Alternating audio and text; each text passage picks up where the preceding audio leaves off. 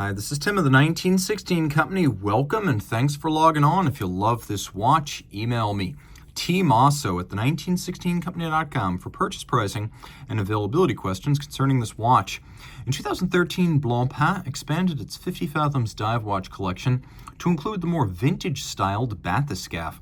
And for 2015, the Bathyscaphe gained this sleek, jet black ceramic model. So that's what we're looking at today.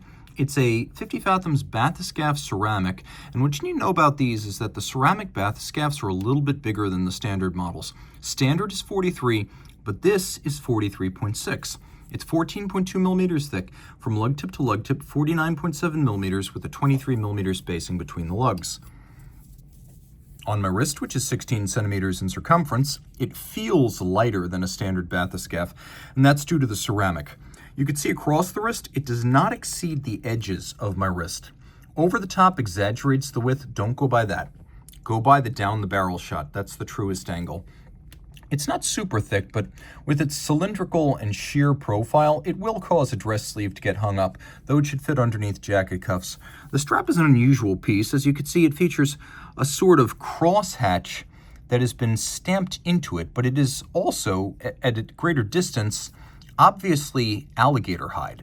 So an unusual look, but as you can see on the bottom, it's a Jean Rousseau custom-made strap, and JR makes the OEM straps for De Bethune, FP Journe, and many super high-end brands, so we trust them and their judgment. This is a super luxury hand-stitched strap.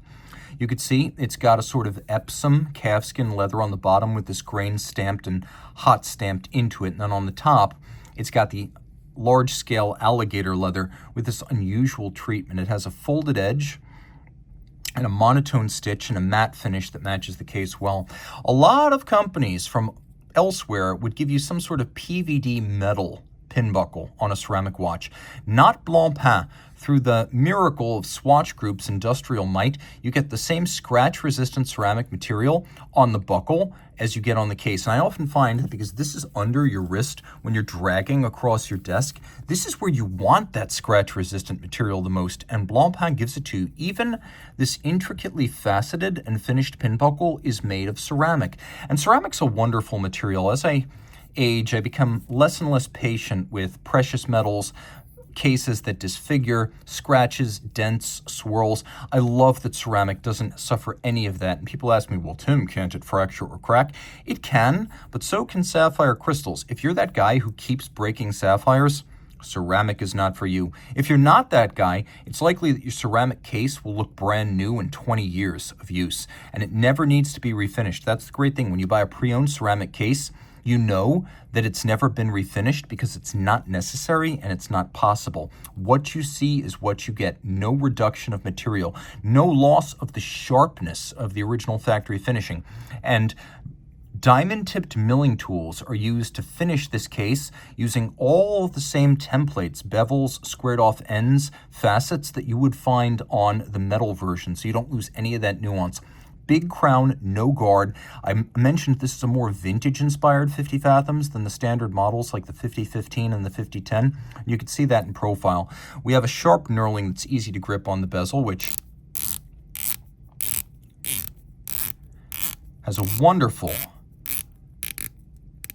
and very tactile, high-quality 120-click action. The insert, of course, is also ceramic. Let's do a loom shot. You can see the bezel pearl is loomed, and actually so is the seconds hand, which I find important on dive watches.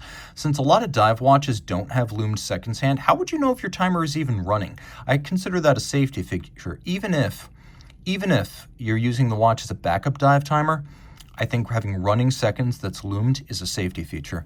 We also have a high-grade dial here. It's a interesting sort of black metallic. It does have a distinct sunburst grain that's hard to see on camera, but you can see that the hands at center are sort of blackened along with the indices, so they contrast well with a sort of mirrored shine. And it is an all-applique dial, upscale, good-looking, not too much text. We have two subsidiary setting modes. One is the hacking seconds function, which is pretty self-explanatory. You pull the crown out, the seconds hand stops. Now you can set it to a reference time. There is also a quick set, so you can rapidly cycle the date. We have a little faceted window for the date. And people ask me, oh, Tim, why do they have that 4:30 date? I don't like that. But there's a solid reason for that on a tool watch. When it's at 4:30, it doesn't replace an index. And you have a fully loomed dial. I prefer dive bezels to chronographs. I think they're easier to use, and I know they cost less to service down the line. So even if you're not a diver, and I'm definitely not, that can be practical. Out back, caliber 13-15.